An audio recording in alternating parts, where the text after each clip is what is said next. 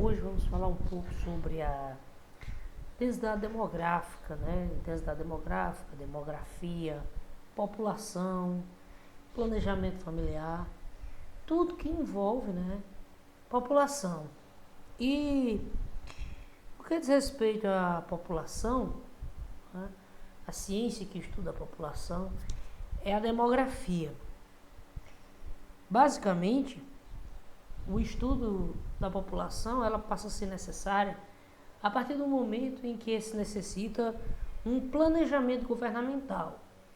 Todo país ele necessita de um planejamento governamental para se estabelecer os custos, os gastos, os investimentos. Tudo isso é em cima de dados populacionais. Então, como você vê aqui, a parte inicial da nossa aula, trago para vocês aqui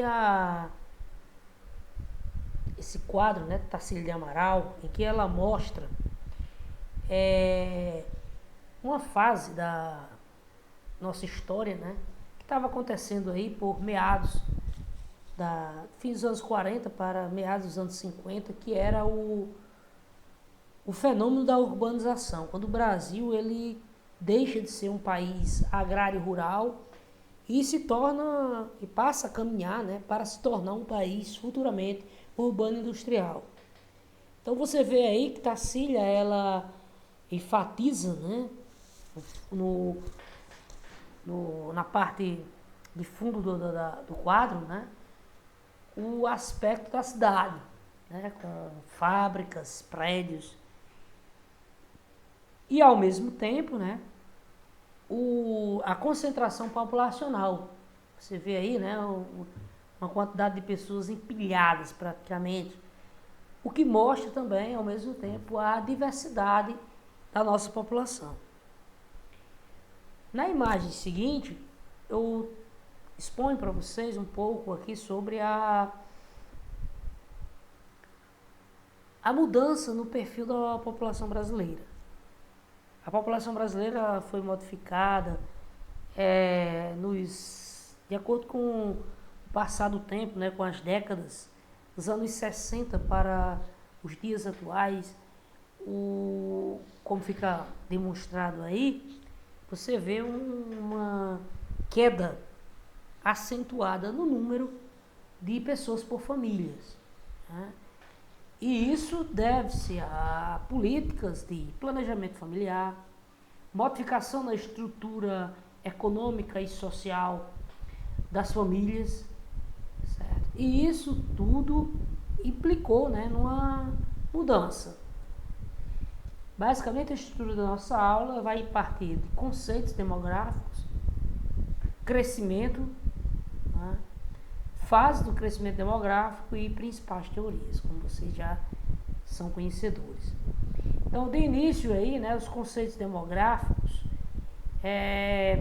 eu trago aí o primeiro conceito, que é sobre população absoluta. E sobre esse conceito tem a seguinte explanação, né? A população absoluta é o número total de habitantes de um lugar, país, cidade, região.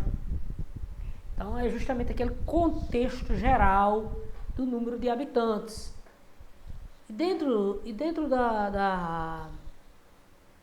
desse panorama, né, desse número geral, nós extraímos informações, né, de país populoso, região populosa, certo? Então, aqui eu trago para vocês um exemplo, ó, os 2 países mais populosos do mundo, a China, com 1,4 bilhão de habitantes, né? E a Índia com 1,3 bilhão de habitantes. Regiões populosas, né? Como você tem ali a região do leste e sudeste asiático, onde está localizado justamente as principais cidades desses 2 países citados, né? Nordeste dos Estados Unidos, né? E noroeste da Europa, onde fica ali uma concentração populacional muito grande, né? Uma malha urbana bem sólida. Países menos populosos, não populosos, né? Tem justamente o contrário, né? Que tem uma população pequena, Então você tem aqui em destaque Portugal, Austrália, né? Então, e regiões não populosas, é justamente aqui, aí é que eu já trago aquela questão já de fatores físicos, né, que impedem uma grande concentração populacional. Então, por exemplo, aqui a Amazônia, né, a Patagônia, a Sibéria, são regiões de difícil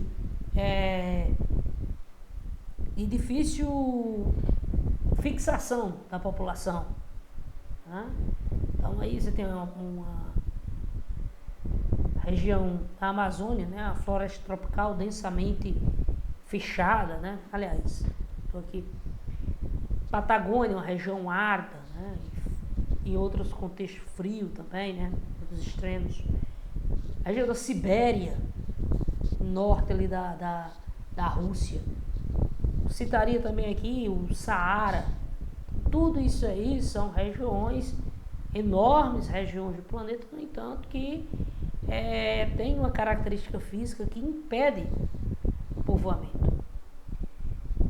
E aí, densidade demográfica, que é um termo muito usado, que é justamente a concentração, a média de habitantes por quilômetro quadrado. E aí você tem ali regiões densamente povoadas e região fracamente povoada, ou pouco povoada, como você queira usar o termo. E aí nós encontramos as regiões densamente povoadas, por exemplo, o Principado de Mônaco, né? Cidade-estado de Mônaco, 16 mil habitantes por quilômetro quadrado. Singapura, mais de 6 mil habitantes por quilômetro quadrado. Bangladesh, né? Mais de 1.000 habitantes por quilômetro quadrado. Então essas regiões aí, elas têm uma densidade demográfica altíssima.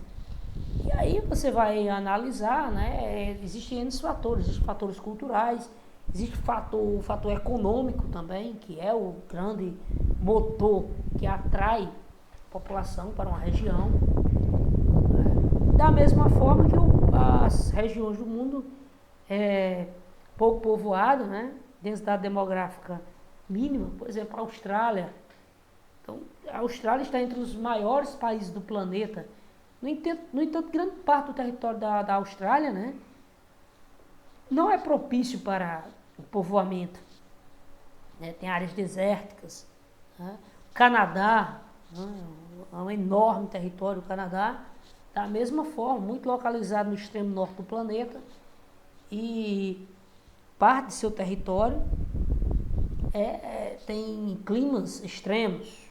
Né? Então, só para vocês terem aí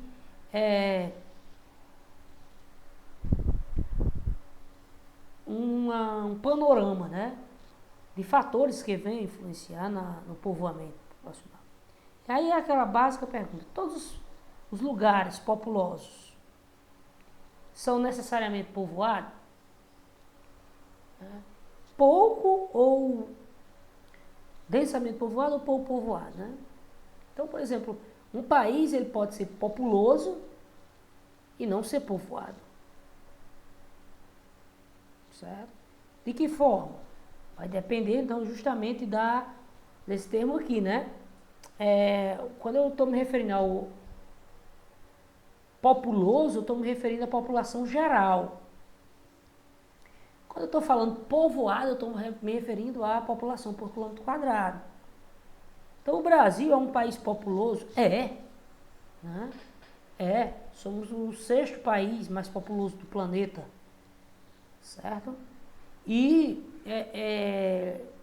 Mas aí, o Brasil é um país povoado? Tem algumas regiões do Brasil que praticamente não é povoado. Tem menos de 1 habitante por quilômetro quadrado. Né? Então, você tem a densidade demográfica do Brasil, uma média aí de 25 habitantes por quilômetro quadrado. Quando você compara com Singapura, você compara com Bangladesh, né? Então não dá nem para dizer que o Brasil é um país povoado. Então, nós nós somos pouco povoados, no contexto de média, né? Somos pouco povoados. Conceitos demográficos, né? Então o superpovoamento, né? Então é quando ocorre então o descompasso, né? Isso aqui já é no que diz respeito ao aspecto socioeconômico. Tem superpovoamento. E não necessariamente no número geral da população. Então aqui é a população versus a quantidade de recursos que esse país tem a oferecer para essa população, sua qualidade de vida. Então, quando ocorre aí um descompasso, né, nas condições socioeconômicas da população em relação à área ocupada. Então, é justamente esse contexto. E aí nós temos para fazer então esses levantamentos, né, o aspecto, né, do recenseamento, que é o levantamento, a coleta a estatística, né, que aqui no Brasil o responsável é o IBGE. Então, faz-se esse levantamento. Um exemplo aqui, vou colocar aqui para vocês, voltando ainda ao termo superpovoamento. Você pode ter também o contexto de superpovoamento para recursos.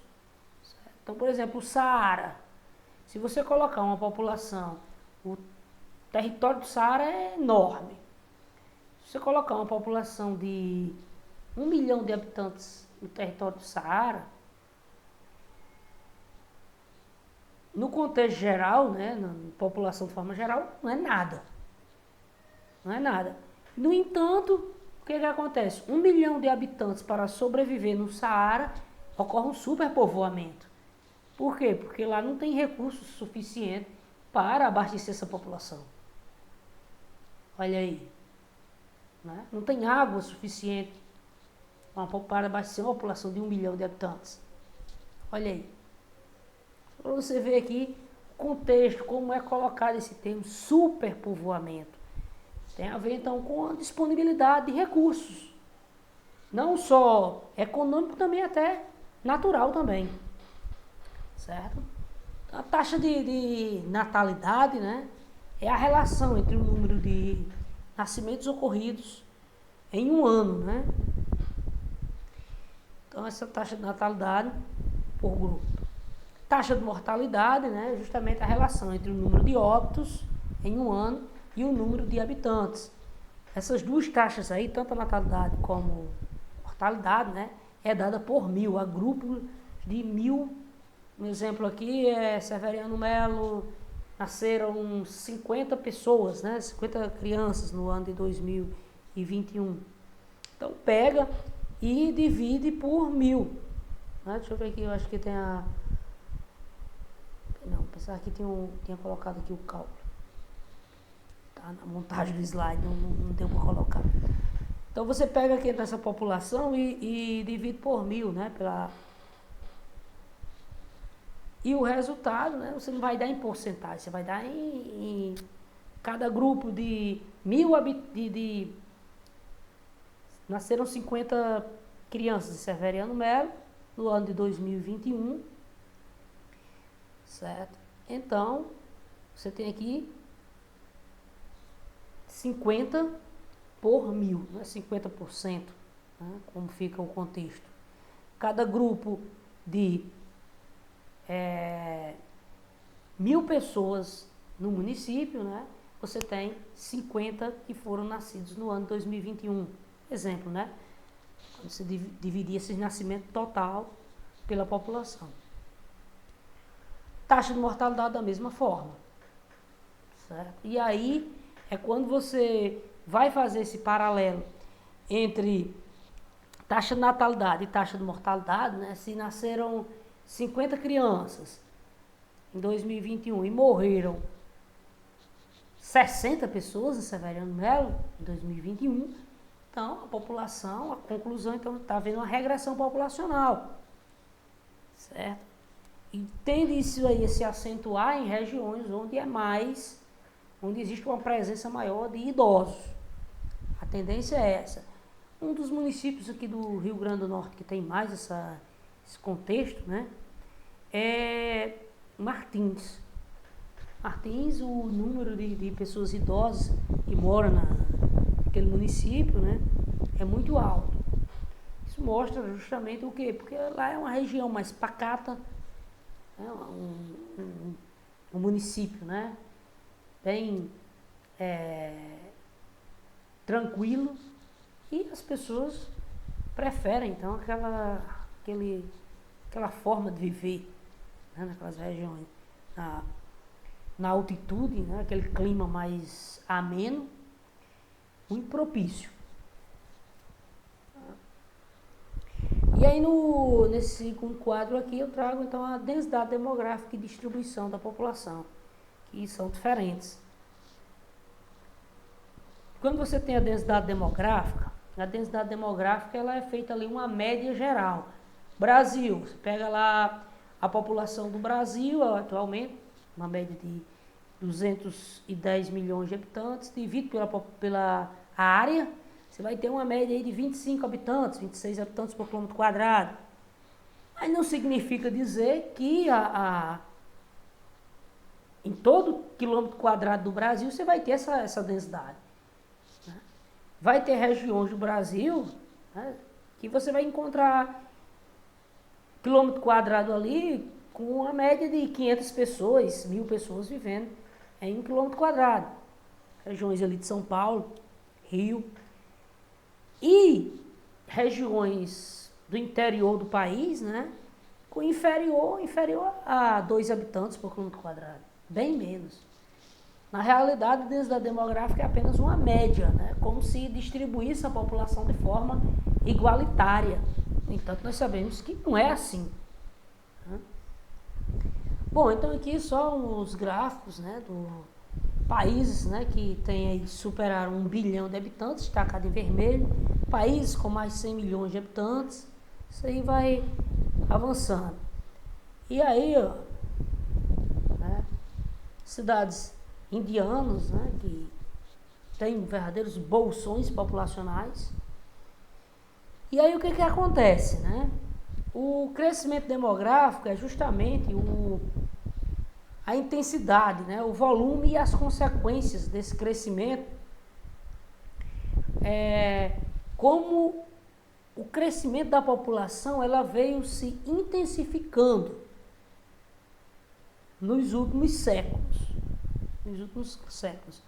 A partir dos estudos de Malthus, né, começou-se a fazer uma demonstração de como a população ela vinha crescendo de forma acentuada. E, durante um certo tempo, existia um controle, né, um controle natural. Era comum, então, os nascimentos de as famílias, né, os casais terem 20, 30 filhos. Mas existia um controle. Aí vinha aquela pergunta, por que a população não crescia? Se as famílias não estavam crescendo aí de 30, era 20 filhos por casal. Aí existia um controle natural, o controle natural provocado pelas mortes, as mortes naturais que aconteciam, né? Questão de higiene, de saúde, né? Acompanhamento, então já tinha ali uma triagem nessa primeira parte, né? No primeiro ano de vida da criança ali já acontecia uma mortalidade de autismo. Geralmente os casais perdiam metade dos filhos. Né? E sem falar, eu estou falando aqui em período aí medieval, antes da Revolução Industrial, as constantes guerras também, já para as populações adultas, que era outro controle. Então, estou falando aqui não que isso necessariamente, né, gente, fosse benéfico, né, mas mantinha a população estável. E aí, a média era essa daí, né, um ritmo de crescimento, uma média de 75 milhões por ano. Isso aqui no planeta, né? Então, o crescimento demográfico, desde o surgimento da espécie humana, né, até 1830, que nós já estamos chegando ali na era industrial, né? Já estamos na era industrial, demorou todo esse tempo aí para a população atingir 1 bilhão de habitantes. Olha só isso aí, gente. Quando a população veio atingir 1 bilhão de habitantes, então foi no ano de 1830. Tenho aqui as minhas dúvidas quanto a esses censos, né? Da época, controle, como é que era feito e até mesmo isso é digamos aí, uma estatística, né? De certa forma aleatória, não é muito confiável. O segundo bilhão levou então aí 97 anos para a população mundial chegar a 2 bilhões de habitantes. Aí olha aí que o primeiro bilhão, né, levou desde dos homens das cavernas, né, do surgimento da espécie humana, até o ano de 1830. O segundo bilhão só levou 97 anos para a população duplicar. O terceiro bilhão, né, a população atingiu aí os 3 bilhões, levou apenas 33 anos. Certo? Já em 1960. Por volta aí de 1960, né? Então, isso aí. E aí, essa população dobrou, né? 40 anos. Então, a população mundial deverá atingir aí a marca de 10 bilhões de habitantes, né? Já no ano de 2083. Isso aí segundo projeções da ONU, certo? Que pode ser já existem fatores, né, que podem atrasar aí também esse processo, inclusive, que nós estamos vivenciando agora. No entanto, como vocês veem aí, ó, já podem observar, né, as estatísticas são essas aí. Né? Em 2000 nós chegamos a 6,1 bilhão de habitantes, 2001 7 bilhões, atualmente estamos na casa dos 7,8 bilhões de habitantes, então na média de 2 anos poderemos atingir os 8 bilhões de habitantes. O que vai acontecer, pessoal? Então um constante, né? Esse constante crescimento e esses saltos tão acentuados, então eles provocam aí uma extrema pressão sobre o planeta. Então, fatores do crescimento demográfico, né? Para entendermos melhor como se processa o crescimento, né, e a estabilização do crescimento demográfico, que você tem uma fase de explosão demográfica e posteriormente você tem uma fase de estabilidade. Na realidade, isso necessariamente acontece de forma diferente em cada país. Então, essa fase de estabilidade, os países da Europa já atingiram isso há praticamente 100 anos. Certo? Praticamente 100 anos. E enquanto que os países aqui como Brasil, Argentina, vieram adquirir recentemente, enquanto que os países da África estão em plena aceleração. Então veja só,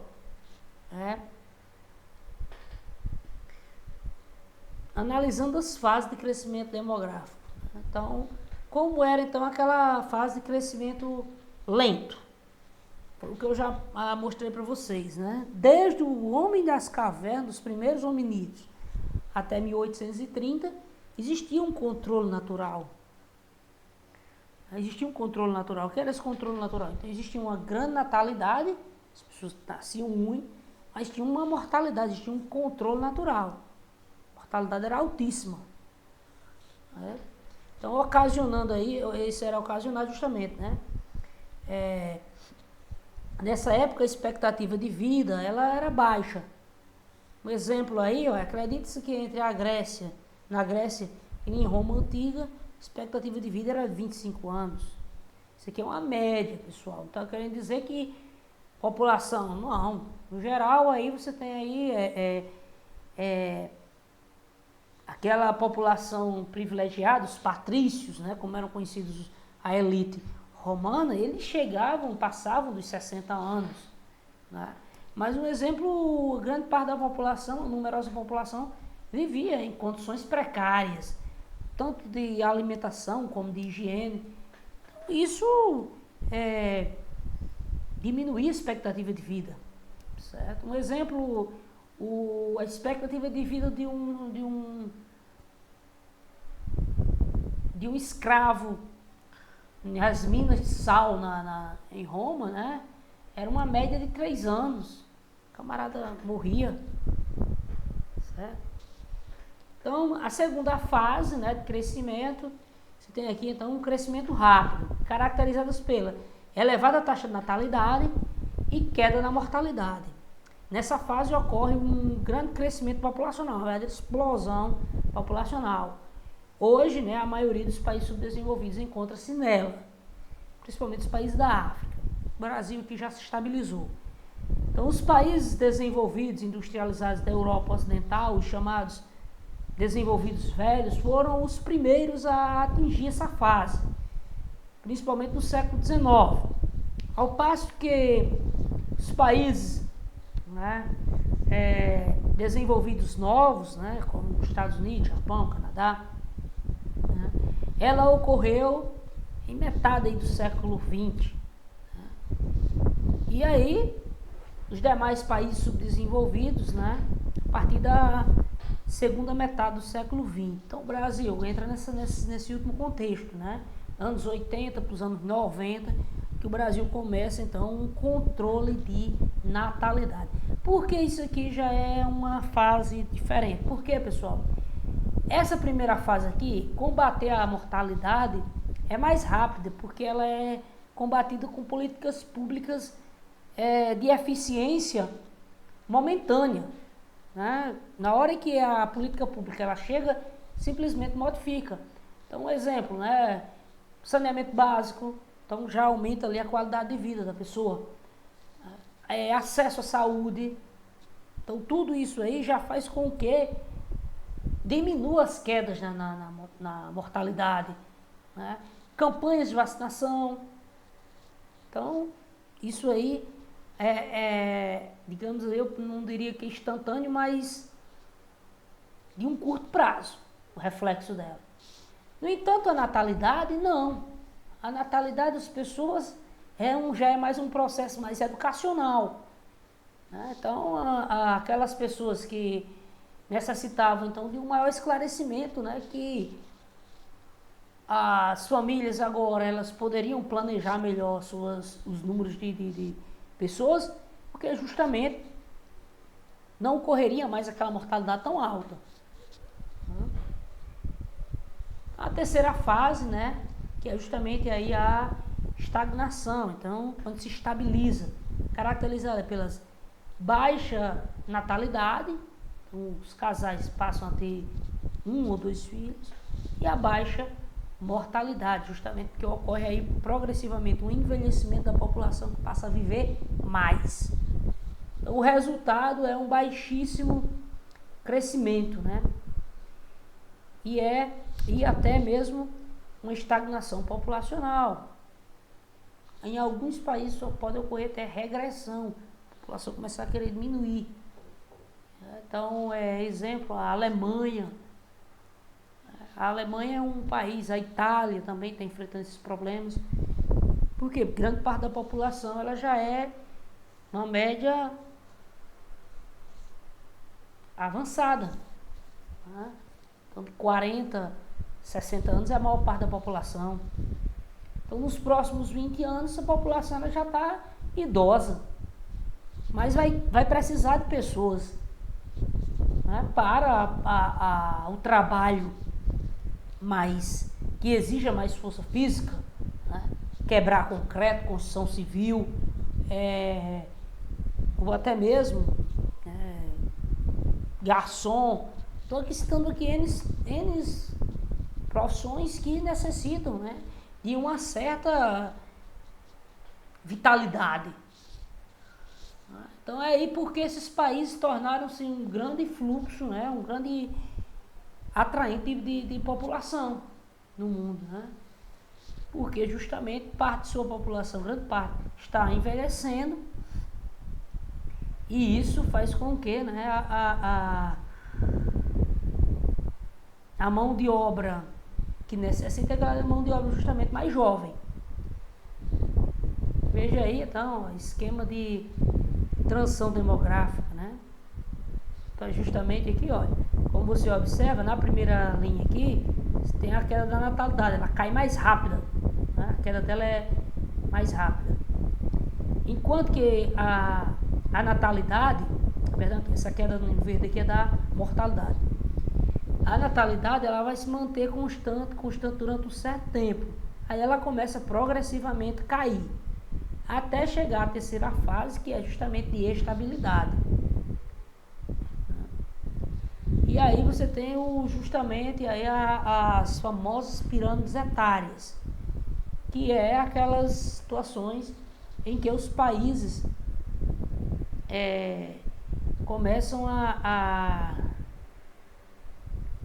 apresentar uma modificação em sua população. Então, de acordo aqui, isso aqui é o estilo, né, país subdesenvolvido, que tem muito nascimento, está naquela primeira fase ainda. Tem muito nascimento e alta mortalidade. O que acontece? Então você tem, a maioria da população ela é jovem, né, que ela vai aí então entre 0 e 15 anos, e quando você junta com a população adulta, é superior aí a praticamente 80% da população. Por quê? Não tem tantos idosos? Porque praticamente a expectativa de vida é baixa. Então morrem mais idosos. Já nas fases seguintes, que a gente pode contextualizar, quando ocorre já um planejamento familiar, quando modifica a qualidade de vida da população, o que vai acontecer? As pessoas passam a ter menos filhos, né? Passam a ter menos filhos, por quê? Porque justamente elas têm aquela certeza, digamos assim, que esse filho vai chegar à idade adulta. Então eles têm um planejamento familiar. Necessariamente não vai mais implicar aquela situação dos nossos avós e bisavós, que praticamente a cada relação que os casais tinham, teria quase como consequência um filho. Ocorriam fatos de irmãos nascerem praticamente no mesmo ano, né? Então, um nascia em janeiro, o outro nascia em dezembro. Então, era aquela justamente a consequência de não ter planejamento, não tinha métodos anticonceptivos, tudo isso implicava. Olha aqui os países da Europa, os países mais velhos, né? Olha aqui como está invertendo a situação. A maior parte da população já é idosa, né? Ou adulta ou idosa. E aí, meu amigo, o que vai acontecer então? Né? População superior a 44 anos, os próximos 20 anos, essa população aqui ela já vai ser completamente idosa. E o problema vai começar a ter problemas econômicos sérios, que é justamente a previdência, né? Pagamentos de aposentadoria, porque quem paga os aposentados é quem está na ativa, né? Aqui é fácil pagar uma previdência, porque a maior parte da população que está trabalhando, tem mais gente trabalhando do que pessoas se aposentando. E o camarada, quando se aposenta, morre logo. É diferente daqui, que o que acontece? Tem poucas pessoas trabalhando, o número, né, não é tão grande, e o número de pessoas aposentadas é maior. E aí tem as famosas reformas administrativas tão impopulares. O governante ele vai ter que fazer uma opção. Ou aumentar o imposto para quem está trabalhando, o camarada pagar 2 vezes mais para sustentar a população que está se aposentando, ou, né, diminuir as aposentadorias, o valor das aposentadorias. E tem um terceiro E tem a terceira opção, né, que é o quê? Retardar a aposentadoria. Se o camarada se aposentava aos 60 anos, ele vai aposentar agora aos 70 anos. Né? Então aí ele vai ter um tempo de contribuição maior. Basicamente, isso aí é um remédio amargo. Viu, gente? Todo país que adquire já essa estabilidade populacional vai passar por esse problema. Espero, né, que vocês vão pagar a minha aposentadoria. Quem vai pagar a minha aposentadoria é vocês, nobres alunos, quando estiverem no mercado de trabalho. Tá certo? Então, eu espero que eu não pegue aí a próxima reforma. Beleza? Então, essa foi a nossa aula. Até a próxima. Depois eu continuo aí com algumas teorias. Valeu!